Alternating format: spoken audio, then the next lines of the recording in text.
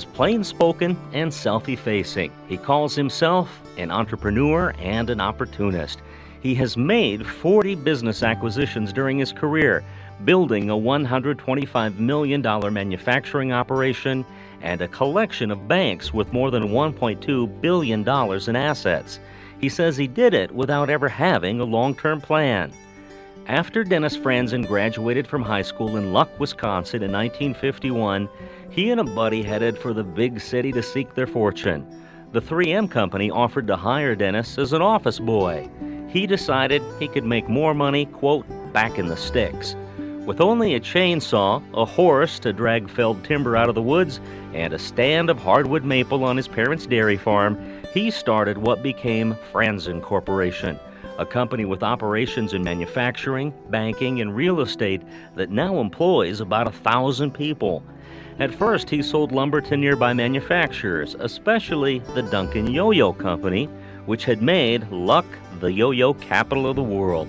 Soon, he needed more land, which he bought with $13,000 borrowed dollars. More acquisitions followed. He bought farmland on Rush Lake and created 100 prime lakeshore lots, and then 1,000 acres on nearby Snake River, which he subdivided into 5-acre tracts. A millionaire by age 25, Frandsen bought a failing tool and die maker in 1961 and turned it into Plastech Corporation, a $50 million in revenue seller of injected plastic moldings. He became a manufacturer of veterinary supplies by buying the McGrath Company, and a maker of farm, ranch, and pet supplies with the acquisition of Miller Manufacturing. Buying the Industrial Netting Company made him a supplier of plastic nets and tubes.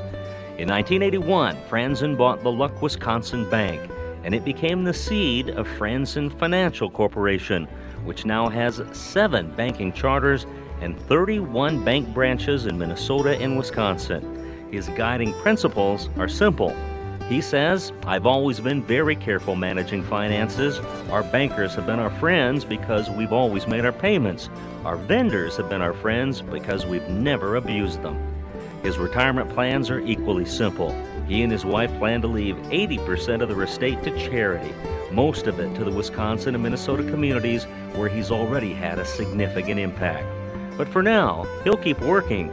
He says, "We're business operators, not just financiers. We will hold on to our business indefinitely."